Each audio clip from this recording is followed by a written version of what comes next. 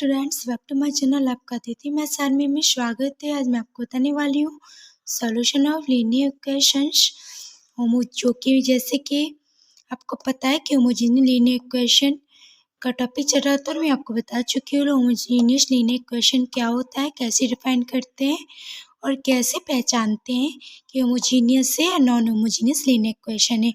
Linear से तो आप लोगों को समझ ही आता है कि वेरिएबल सेमी कोफिशिएंट जो कि एक्स वाई जेड होती है उसकी जो पावर होती है वो 1 होती है। ओके, इसलिए लीनियर लगा हुआ है। जैसे कि एक्स की पावर जो भी इक्वेशन आती है आपकी, तो एक्स या वाई या जेड जिसकी पावर ओनली 1 होती है तो हमारे लीनियर होता है। तो लीनियर इक्वेशन होमोजीनियस मतलब ए एक्स बराबर 0 वेयर वी बराबर 0 कॉलम मैट्रिक्स होती है जो कि आपको बता चुकी हूँ। और हम इसमें 2 केस आए थे। क्या आए थे? 2 केस। होमोजीनियस में ओनली 2 केस ही बनते हैं जो कि कंसिस्टेंस सॉल्यूशन होता है। आई मीन ओनली कंसिस्टेंसी देता है, नॉन कंसिस्टेंस इनकंसिस्टेंस नहीं देता है। होमोजीनियस लीनियर इक्वेशन अगर आप लोगों ने नहीं देखी है वीडियो होमोजीनियस क्या होता है और क्या इसका बेस और कौन सा सॉल्यूशन कौन सा नहीं देता है, क्या इसकी शॉर्ट ट्रिक क्या, तो मैंने फुल वेस टू पूरा कॉन्सेप्ट के साथ, डेफिनेशन के साथ, एग्जाम्पल के साथ क्लियर किया हुआ है। अगर आप लोग ने मेरी वीडियो इससे पहले वाली मेरी वीडियोस नहीं देखी है होमोजीनियस की, प्लीज़ आप एक बार देख लीजिए। आप लोग को आई टैब में लिंक शो हो रही होगी तो आप एक बार टच करके देख सकते हैं। तो जैसे कि इसमें आपको बताने वाली हूँ इन्फिनाइट सॉल्यूशन। जैसे कि मैं आपको बता दूँ प्रीवियस लेक्चर का थोड़ा जल्दी में रिवाइज करा देती हूँ। तो मैं आपको बता दूँ homogeneous linear equation homogeneous linear equation A X बराबर 0, I mean rank A is equal to rank of C, I mean rank of A हमारी रैंक ऑफ सी के इक्वल आती है ऑलवेज। इसी की वजह से हमारा होमोजीनियस लीनियर इक्वेशन में हमारा ओनली कंसिस्टेंस ही सॉल्यूशन देता है, इनकंसिस्टेंस नहीं आता है। कंसिस्टेंस क्यों आता है? क्योंकि rank of A rank of C के बराबर आता है, जो कि आप रैंक ऑफ ए निकालेंगे रैंक ऑफ सी निकालेंगे वो इक्वल आती है। रैंक ऑफ सी क्या है? रैंक ऑफ सी सी क्या है? सी इज आर्गुमेंटेड मैट्रिक्स जो कि ए बी मैट्रिक्स मिलकर बना हुआ होता है। ये हमारी matrix coefficient of variables I mean ये हमारी जो भी हमारी इक्वेशन दी गई होती है उसके वेरिएबल फंक्शन के कोफिशिएंट से मिलकर बनती है। ए बी हमारी कॉलम मैट्रिक्स होती है, 0 मैट्रिक्स जो कि 0 0 0 होती है। ए भी मिलकर बनना होता है, उसे सी कहते हैं आर्गुमेंटेड मैट्रिक्स। तो हम ओनली हमारा homogeneous linear equation consistent solution देता है, इनकंसिस्टेंस नहीं देता है। कंसिस्टेंस में 2 केस होते हैं। केस फर्स्ट जैसे मैं आपको बता चुकी हूँ, केस फर्स्ट में हमारा यूनिक सॉल्यूशन आता है। यूनिक सॉल्यूशन क्या होता है? यूनिक सॉल्यूशन हमारी होता है रैंक, जब हमारी प्रॉपर्टी कौन सी फॉलो करो, जैसे कि आप देख सकते हैं rank of A is equal to rank of C is equal to N. इस जगह इस does not equal to N, I mean confuse मत होइएगा प्लीज़। यूनिक सॉल्यूशन का मैं आपको बता रही हूँ, चलिए इसमें मत देखिएगा, आपको तो याद होगा, अगर याद नहीं है तो रिवाइज करा देती हूँ। यूनिक सॉल्यूशन का होता है rank of A is equal to rank of C is equal to N, I mean हमारी रैंक सी के इक्वल आए और जो भी हमारी rank of A rank of C के इक्वल आती है हमारी नंबर ऑफ रो मैट्रिक्स के इक्वल आनी चाहिए। जैसे 3 क्रॉस 3 की मैट्रिक्स तो हमारी number of N is equal to 3 के बराबर ही हमारी rank of A rank of C आनी चाहिए और डिटर्मिनेंट इसका 0 नहीं आना चाहिए। तो वह हमारी क्या होती है? यूनिक सॉल्यूशन देता है। और हमारी नलिटी कैसी होती है यूनिक सॉल्यूशन में? नलिटी इसकी 0 होती है। नलिटी ऑफ निकालते हैं मैट्रिक्स की तो 0 आती है। तो ये हमारी यूनिक सॉल्यूशन था। यूनिक सॉल्यूशन ट्रिवियल सॉल्यूशन कहते हैं। ट्रिवियल सॉल्यूशन को ही हम 0 सॉल्यूशन कहते हैं। 0 सॉल्यूशन क्यों कहते हैं? क्योंकि हमारे एक्स वाई जेड के जो भी हम वैल्यू निकालते हैं उसके 0 ही आंसर आते हैं, इसे हम 0 सॉल्यूशन भी कहते हैं। अब केस नंबर फर्स्ट मैं आपको बता चुकी हूँ। अब केस नंबर सेकेंड जो कि आज मैं बताने वाली हूँ, इन्फिनाइट सॉल्यूशन, जो कि इन्फिनाइट सॉल्यूशन की प्रॉपर्टी होती है rank of A is equal to rank of C is does not equal to N. I mean हमारी rank of A is equal to rank of C. जो हमारी rank of A आएगी वही हमारी rank of C, I mean A की rank सी की rank equal ही आएगी। But आपको ध्यान देना है, rank number of rows matrix does not, I mean हमारी नंबर ऑफ रो के matrix equal rank of A rank of C नहीं आएगी। Okay, rank of A rank of C equal आएगी बट एन की इक्वल नहीं आएगी। तो आपको ये फोकस करना है, याद रखना है ये प्रॉपर्टी।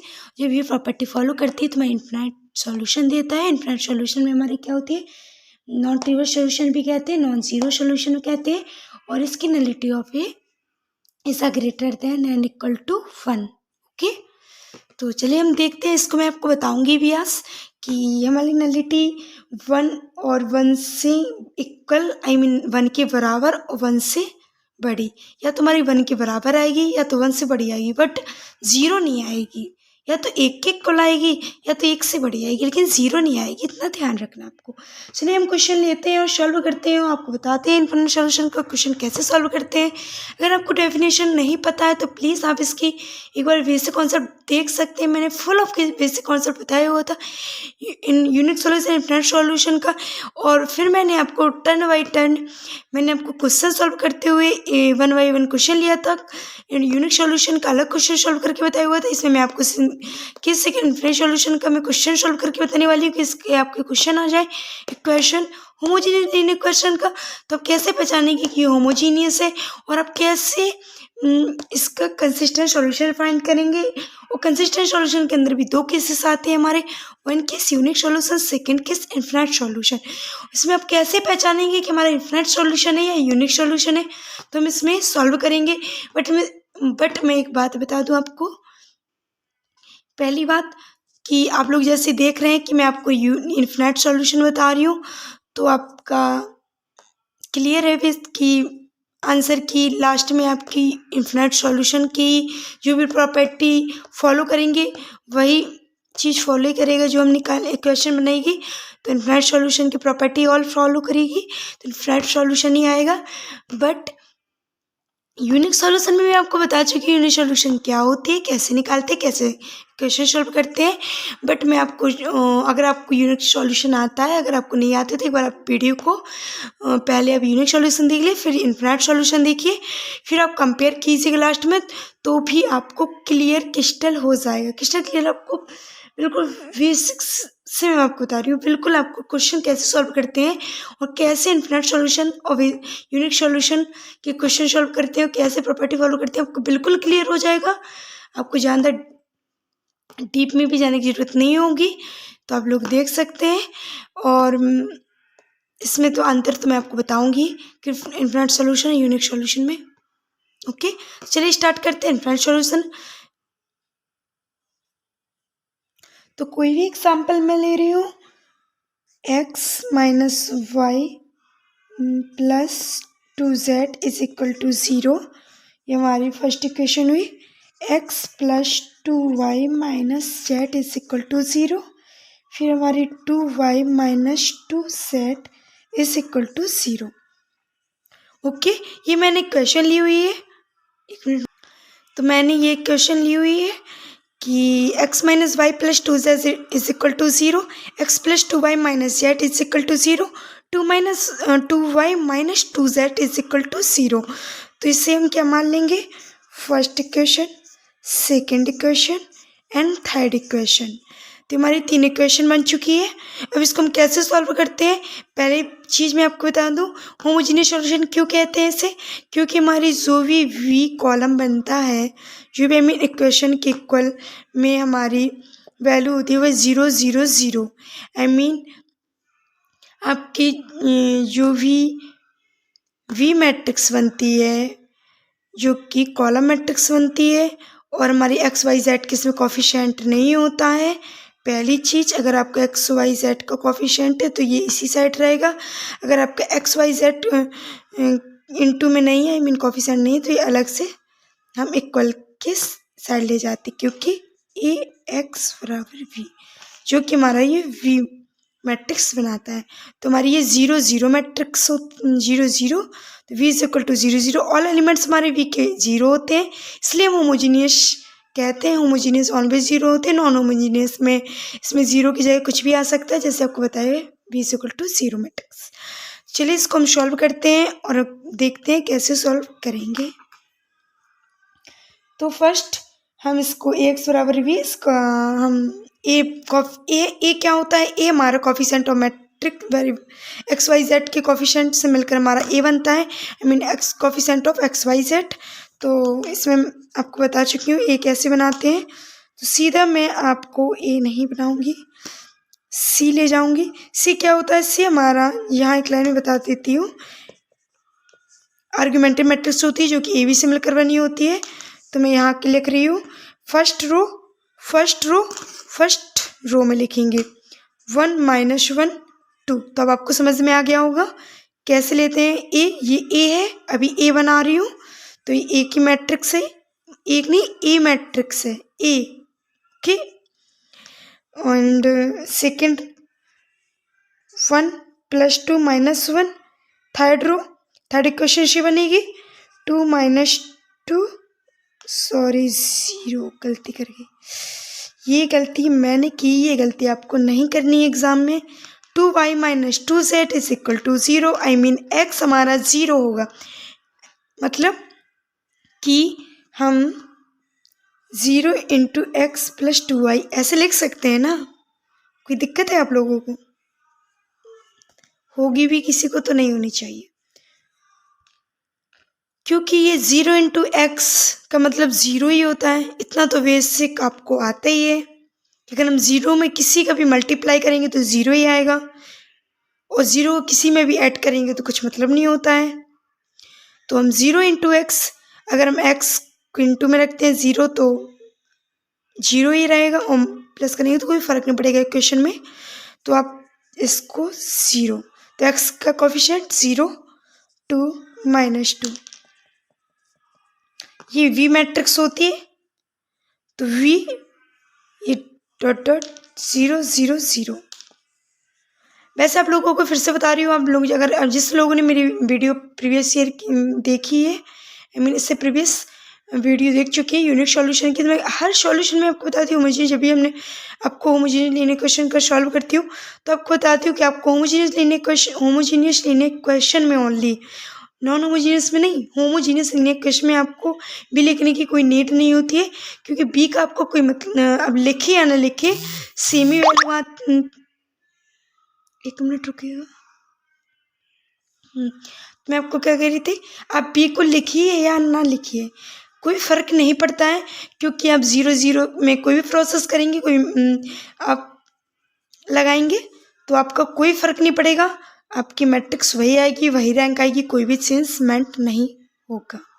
क्योंकि आप 0 से, आप खुद ही क्वेश्चन कीजिए, 0 से कुछ भी मल्टीप्लाई करेंगे या कुछ ऐड करेंगे, कुछ भी सब्ट्रैक्शन करेंगे तो कोई भी फ़र्क पड़ता है क्या? 0 से नहीं पड़ता ना, तो इसमें भी कोई फ़र्क नहीं पड़ेगा। आप 0 कॉलम को लिखिए या ना लिखिए, हटा दीजिए, आपकी रैंक में कोई भी फ़र्क नहीं पड़ने वाला है, ओके। तो आपको लिखने की ज़रूरत नहीं है। तो क्या करेंगे हम, y R1 को एज इट इज़ रखेंगे, R2 में प्रोसेस लगाएंगे, R2 में रखेंगे R2 - R1, और ये R3 तो पहले से ही इस प्लेस में 0 है, तो मैं R3 में कोई अभी लगाने की नीड नहीं है।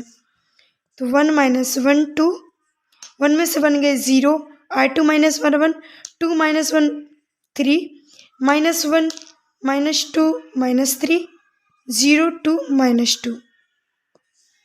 ये कैसे आया, आप लोगों को समझ में आया? अगर आप लोगों को समझ में नहीं आया तो मैं फिर से बता दूं कि R2 हमारी सेकेंड रो, हम सेकेंड रो में रखेंगे और प्रोसेस सेकेंड रो में ही करेंगे। तो R2 - R1, आई मीन मैंने सेकेंड रो को फर्स्ट रो से घटा दिया है, क्या कर दिया है, सब्ट्रैक्ट कर दिया है, ओके। तो आपको सेकेंड रो को फर्स्ट रो से माइनस करना है, तो पहले सेकेंड रो के फर्स्ट एलिमेंट को फर्स्ट रो के फर्स्ट एलिमेंट से माइनस करेंगे, सेकेंड रो के सेकेंड एलिमेंट को फर्स्ट रो के फर्स्ट एलिमेंट से माइनस करेंगे, सेकेंड रो के थर्ड एलिमेंट को फर्स्ट रो के थर्ड एलिमेंट से माइनस करेंगे, सेकेंड रो के फोर्थ एलिमेंट को फर्स्ट रो के फोर्थ एलिमेंट से माइनस करेंगे। 1 से बन गया 0, 2 - प्लस तो 2 1 3। इसी तरह -1 -2 -1 -2 -3, और मैंने ये हटा दिया, इसको लेके आप यहाँ लेके 0 आएगा, 0 को 0 से माइनस करेंगे तो 0 आएगा, मैंने इसलिए कॉलम ही हटा दिए। ओके, चलिए हम चलते हैं आगे। क्या प्रोसेस लगाएंगे इसमें? अब इसमें हम प्रोसेस लगाएंगे, अब इस प्लेस में हम 0 बनाएंगे। किस प्लेस में? इस प्लेस में। जैसे कि आप लोगों ने अगर मेरी रैंक निकालने की वीडियो नहीं देखी है, वैसे तो आप लोगों को रैंक निकालनी आती होगी, अगर आप लोगों को रैंक निकालनी नहीं आती है कि रैंक कैसे निकालते हैं, कैसे कॉलम फॉर्म में चेंज करते हैं, तो प्लीज़ आप रैंक की भी वीडियो देख सकते हैं, मैंने डाली हुई है बहुत सारी, कि हम रैंक कैसे फाइंड करते हैं बेसिक से लेके हाई एडवांस तक। तो आप बेसिक टू एडवांस देख सकती हैं मेरी वीडियो, तो मैंने स्टार्टिंग से बेसिक भी समझाया हुआ है, बिल्कुल लो लेवल से हाई तक। तो आप देख सकते हैं कि जिसको बिल्कुल भी रैंक नहीं आता तो वो भी देख सकता है, जिसको थोड़ी बहुत भी दिक्कत है तो वो भी देख सकता है। तो ओके, जिस प्लेस में 0 बनाएंगे तो क्या करेंगे? R3 में रखेंगे हम। R3 में रखेंगे तो क्या प्रोसेस करेंगे? 3 का मल्टीपल हम, ये 2 है तो 3 का मल्टीपल हम R3 में करेंगे, 3 R3 -2 R2। तो हम यहाँ साइड में करेंगे, ये प्रोसेस रखेंगे क्योंकि यहाँ जगह नहीं बची है, क्योंकि हमारे ये नीचे फुल हो गया है। तो क्या देखेंगे आप? एज इट इज हम 1 -1 2 रखेंगे, और सेकेंड रो को भी एज इट इज रखना है हम लोगों को। थर्ड रो में हमें एलिमेंट प्रोसेस करना है, रो जो कि हम कर रहे हैं रो प्रोसेस, तो आपको थर्ड रो में लगाना है। 0 में करेंगे तो 0 -0 0 आएगा, तो यहाँ हम 0 लिखेंगे। फिर आप लोग को देखेंगे 3 R3 -2 R2, तो 3 का मल्टीपल करेंगे, जैसे आप लोग लिख सकते हैं। चलिए मैं आपको लिख के दिखा देती हूँ। 3 का मल्टीपल इसमें कर दीजिए, तो 0 0 का तो हो गया। इसमें अब करेंगे 3 2 जा 6 -3 2 जा -6। अब इसमें माइनस माइनस, क्योंकि यहाँ माइनस किया है तो यहाँ क्या करेंगे? 2 का मल्टीपल, तो 3 2 जा 6 माइनस माइनस प्लस, तो ये प्लस हो जाएगा। 3 2 जा 6, तो 0 0, तो यहाँ क्या आने वाला है आपका? 0 0। ओके, ये आपकी 3 क्रॉस 3 की है। तो आप लोग देख सकते हैं कि आपकी रैंक ऑफ A 1 2 1 2 1 2 1 2, ये मैं 1 2 1 2 क्यों कर रही हूँ बार बार?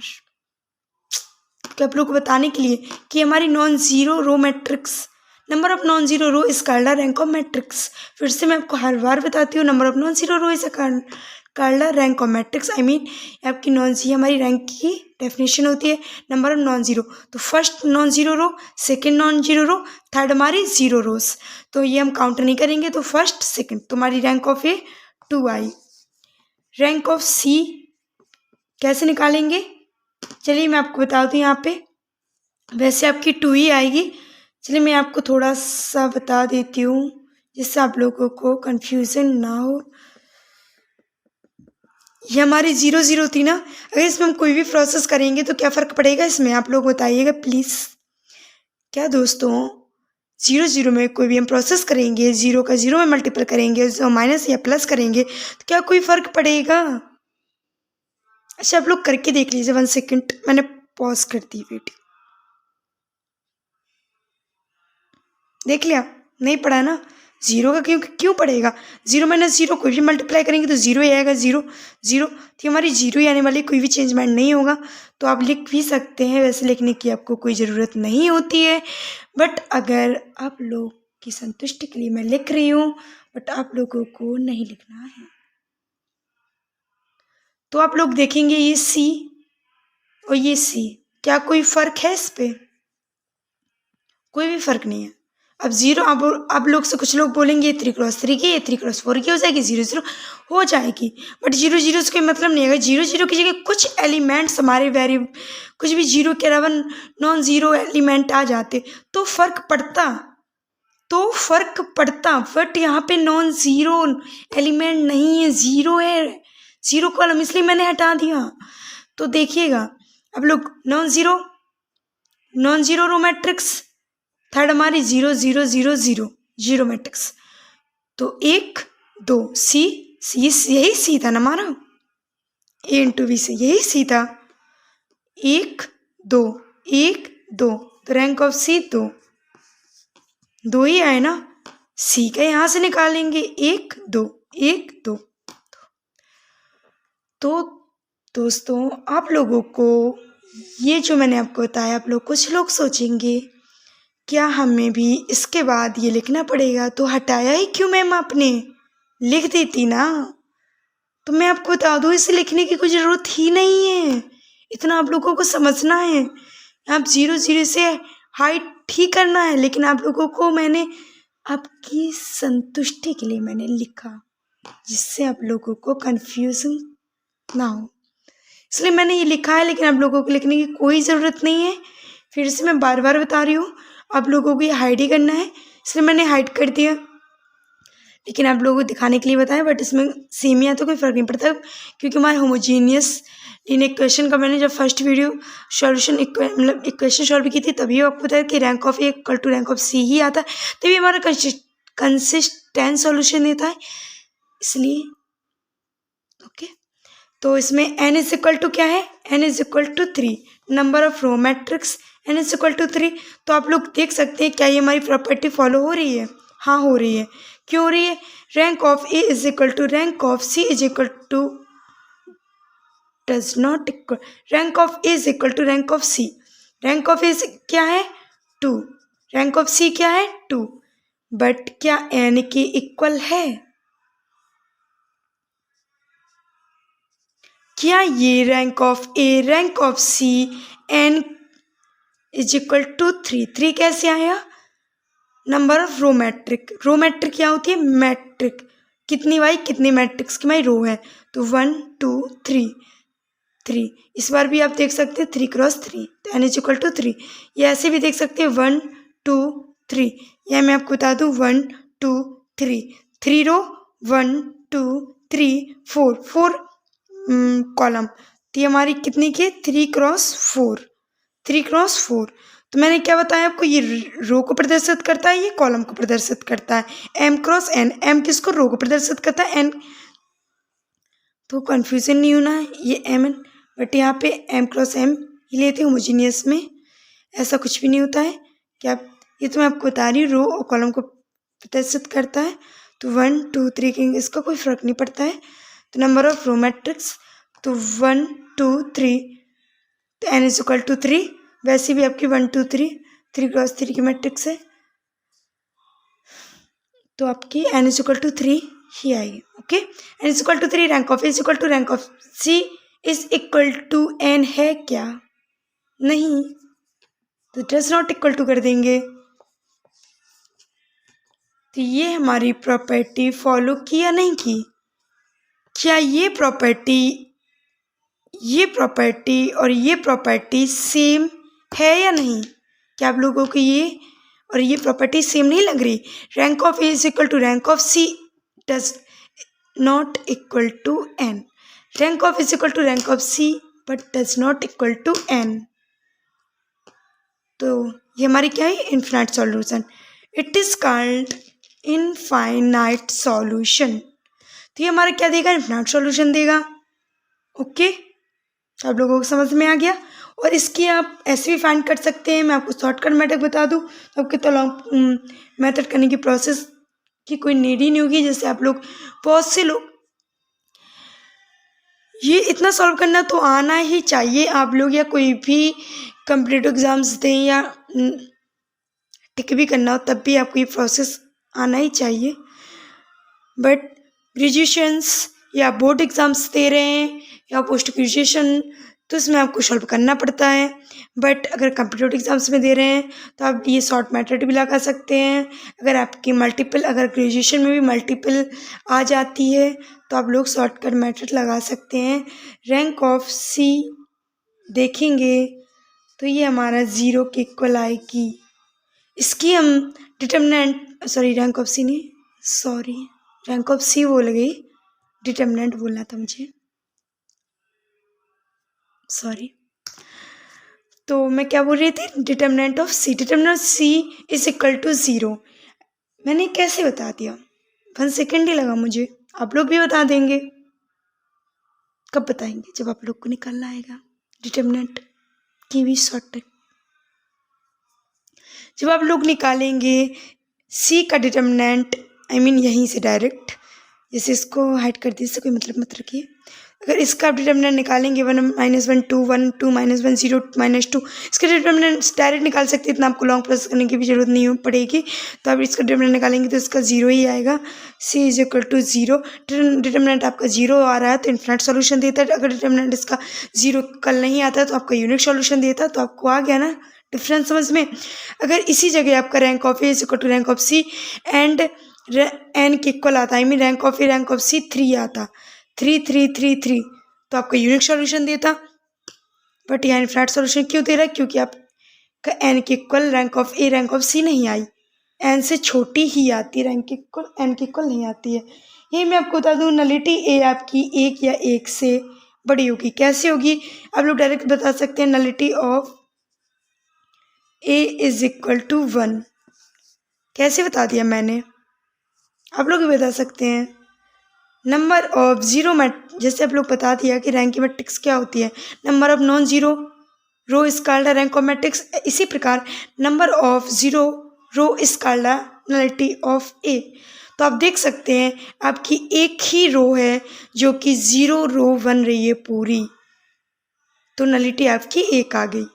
और आप रैंक के थ्रू भी निकाल सकते हैं। अगर आपको इस तरह दिक्कत होती है तो आप इस तरह प्रोसेस लगाते हैं, rank of A plus nullity of A = n। ये भी आपकी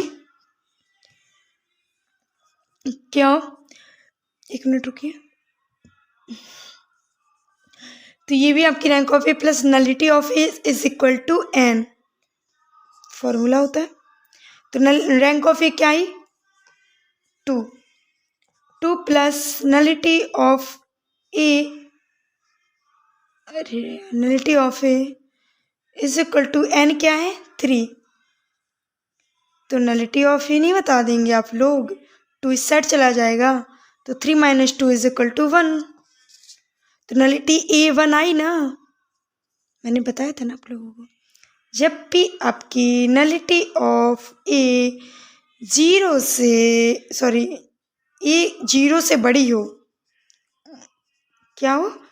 0 से बड़ी हो या फिर 1 से के बराबर या 1 से बड़ी हो, 1 से के बराबर या 1 से बड़ी हो, तो आपकी इनफाइनाइट सॉल्यूशन होगा। या तो 0 से क्या हो? 0 से बड़ी हो या 1 के बराबर हो या 1 से बड़ी हो, और इसमें केवल और केवल 0 से बड़ी हो, तो आपका इनफाइनाइट सॉल्यूशन देता है। यूनिक सॉल्यूशन में नलिटी ऑफ ए = 0 ही आनी चाहिए, और determinant of A does not equal to 0, या कह सकते हैं determinant of C does not equal to 0, तो आपका यूनिक सॉल्यूशन होता है। तो आपको समझ में आ गया होगा इनफाइनाइट सॉल्यूशन या यूनिक सॉल्यूशन में क्या डिफरेंस होता है, और कैसे हम इनफाइनाइट सॉल्यूशन को, अगर क्वेश्चन आ जाए होमोजीनियस, ऐसे आपको बता दूं, ऐसे तो नहीं आता है कि होमोजीनियस क्वेश्चन दिए हैं तो ये आपको बता दे कि इनफाइनाइट सॉल्यूशन फाइंड कीजिए। ये वैसे मल्टीपल क्वेश्चन आ रहे हैं तो पूछ सकता है कि इनफाइनाइट सॉल्यूशन है या कंसिस्टेंट सॉल्यूशन है, तो बताइए इनफाइनाइट सॉल्यूशन होगा या यूनिक सॉल्यूशन होगा, या इनफाइनाइट सॉल्यूशन है तो बताइए इसकी रैंक ऑफ नलिटी। ये तो फिर आप बहुत इसी तरीके से निकाल लेंगे, दिमाग ही बिल्कुल इतना निकालने की जरूरत नहीं पड़ेगी। आपको पता होगा कि इनफाइनाइट सॉल्यूशन की क्या प्रॉपर्टी होती है, प्रॉपर्टी याद कर लेंगे। वैसे ये इतना बेसिक बहुत कभी कभी दे भी सकते हैं, बट लेकिन आप लोगों को ये नहीं बताया जाएगा। जैसे मैं आपको बताया इनफाइनाइट सॉल्यूशन ये दिया है, तो आप लोगों को किस तरह क्वेश्चन दी गई होगी, ओनली लिखा होगा होमोजीनियस या होमोजीनियस, ये भी नहीं लिखा होता होमोजीनियस से सीधा लिखा linear solution of linear question, solve कीजिए लीनियर क्वेश्चन को। तो आपको ये बताना होगा ये होमोजीनियस या नॉन होमोजीनियस है। अगर आपको पता है होमोजीनियस नॉन होमोजीनियस है तो आप फिर निकाल लेंगे कंसिस्टेंस है या इनकंसिस्टेंस है। तो आपको पता होता है होमोजीनियस ओनली कंसिस्टेंट सॉल्यूशन ही देता है, जिसमें 2 केसेस आते हैं, इनफाइनाइट सॉल्यूशन यूनिक सॉल्यूशन। फिर आपको यूनिक इनफाइनाइट सॉल्यूशन निकालना है तो डिटर्मिनेंट भी फाइंड करके निकाल सकते हैं। अगर आप लोग को पूरा प्रोसेस लगाना है जिस तरह लगा सकते हैं।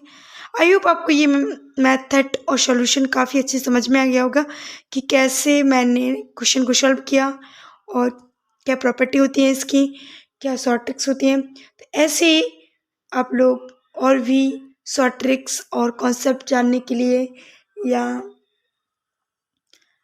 आगे सॉल्यूशन पाने के लिए जुड़े रहिए अदिति मैं शानवी चैनल पर, और ढेर सारा प्यार दीजिए। Thank you so much. यहीं पे मैं अब वीडियो एंड करती हूँ। Thank you.